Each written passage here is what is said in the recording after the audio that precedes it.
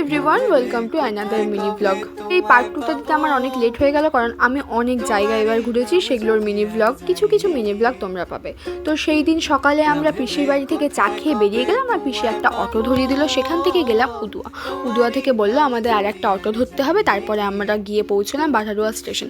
বাটারুয়া স্টেশনে গিয়ে বললো আমাদের নাকি ডিরেক্ট এখান থেকে যাওয়া হবে না, তাই আমাদের গিয়ে ফেললো শ্রীকান্ত বাজারে গিয়ে আবার বলছে যে নাকি ওইদিকে যাওয়া হবে না, ওই টোটোটার মানে লিমিট আছে ওই রকম।